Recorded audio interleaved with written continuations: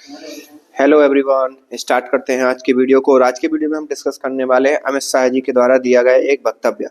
हाल ही में उसकी बहुत चर्चा है। सदन में ऐसे ही भाषण दे रहे थे। आपको मालूम है सदन का संसद सत्र चल रहा है, तो सीधी सी बात है, वहां पर नेता अपनी प्रत्यक्ष अप्रत्यक्ष रूप से अपनी बात और अपनी बातें रखते हैं, जनता की बातें रखते हैं। कभी कभी अपनी पार्टी को आगे रखने के लिए इस प्रकार के वक्तव्य देते हैं कि वो उसको देखा जाए या उस हिसाब से आगे चीजें बढ़े। और उसी क्रम में क्या हुआ, आपको मालूम होगा, वन इलेक्शन का गेम चल रहा है। वक्फ बोर्ड कानून के बारे में बहुत चर्चाएं हो रही हैं, तो सब कहीं ना कहीं पूरा विपक्ष विरोध कर रहा है। और विरोध करने के लिए विपक्ष के पास सिर्फ और सिर्फ एक टूल है, वो है डॉक्टर अंबेडकर का। और डॉक्टर अंबेडकर का ये टूल उन्होंने 2024 के इलेक्शन में बहुत बखूबी तरीके से उन्होंने निभाया, या उस प्रकार को प्रेषित किया, या उस टूल का उपयोग करा। उस टूल के उपयोग की मैं 2024 के चुनाव में इन्होंने कैसे उपयोग करा, एक थोड़ा सा उदाहरण मैं देना चाह रहा हूँ। इन्होंने क्या बोला था, भारतीय जनता पार्टी ने बोला था कि अब की बार 400 पार। और जैसे ही अब की बार 400 पार की बात हुई, तो इनडायरेक्टली और डायरेक्टली क्या था, लोगों के मंतव्य में एक चीज तो वहां थी कि भाई बीजेपी कुछ कानून में बदलाव करेगी, कुछ ऐसा करेगी। लेकिन तब तक वो चीज कैसी थी कि मतलब इतना था कि वो सिर्फ और सिर्फ होगा तो मुस्लिमों के अगेंस्ट होगा और हिंदुओं के अगेंस्ट नहीं होगा। ये एक सिंपल सी चीज लोगों के मन में घर कर गई थी। और एक लोग ऐसे एक्सपेक्टेशन कर रहे थे कि अगर बीजेपी 400 तो छोड़ो, अगर सत्ता में फिर से आती है तो वो कुछ ना कुछ संविधान में चेंजेस करेगी।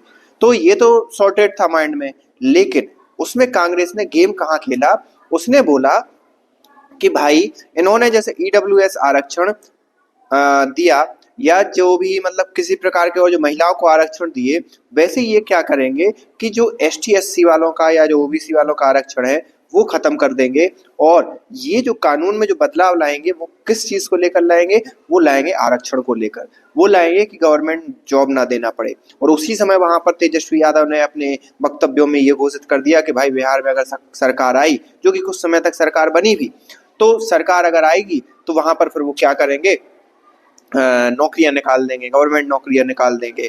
और इन सब चीजों का एक मोटा मोटा लब्बो लुभाव ये निकल कर सामने आया कि बीजेपी कहीं ना कहीं संविधान को बदलने वाली है।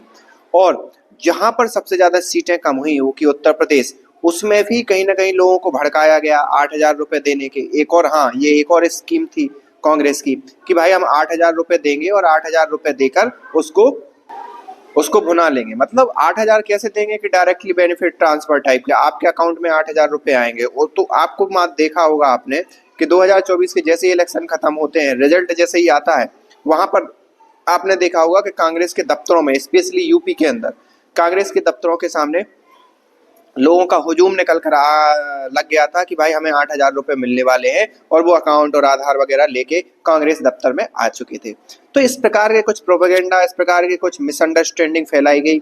और उस मिसअंडरस्टैंडिंग का बीजेपी को नुकसान हुआ। तो हाल ही में अभी क्या हुआ है, अमित शाह जो भारत के गृह मंत्री हैं, वो इसी प्रकार से उन्हीं सब चीजों को लेकर इन लोगों को, विपक्ष को वक्तव्य दे रहे थे कि भाई आप अंबेडकर अंबेडकर करते रहते हो, अगर अंबेडकर के नाम पे आपने कुछ, अगर भगवान का नाम लिया होता तो अभी तक आप तर गए होते, मोक्ष प्राप्त हो गया होता। ये एक स्लैंग कह सकते हो या वो। लेकिन यहाँ पे एक कैच, उसके बाद में उन्होंने ये भी कहा कि कैसे अंबेडकर का कांग्रेस ने अपमान किया, संविधान का अपमान किया। और कई ऐसे वीडियो क्लिप भी निकल कर सामने आ रहे हैं, उनकी मैं पुष्टि नहीं करता, बट उसमें स्पष्ट रूप से दिखाई दे रहा है कि महाराष्ट्र के जब इलेक्शन हो रहे थे, राहुल गांधी जो छत्रपति शिवाजी महाराज है उनके लिए माला प्रॉपर कर रहे हैं, लेकिन अंबेडकर जी के लिए माला उनने जस्ट मूर्ति के नीचे रख दी।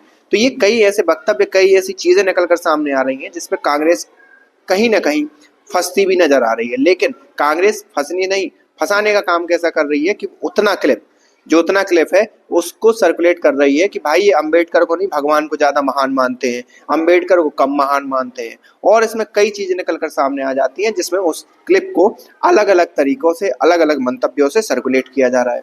और सर्कुलेट करने का कारण भी ये है क्योंकि हाल ही में अभी दिल्ली में होने वाले हैं आम चुनाव, विधानसभा चुनाव।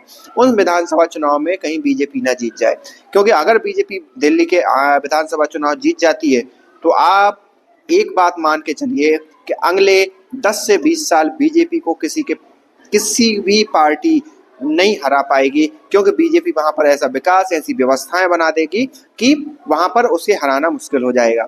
तो इन सब चीजों को लेकर लेकिन थोड़ा सा बैकफुट उस समय जब 2024 में भारतीय जनता पार्टी ने उस चीज का जिस हिसाब से जवाब देना था वो नहीं दिया, लेकिन हाल ही में वो जवाब एक प्रॉपर दे रहे हैं, प्रॉपर उनका वीडियो दिखा रहे हैं कि आखिरकार अमित शाह जी ने क्या कहा।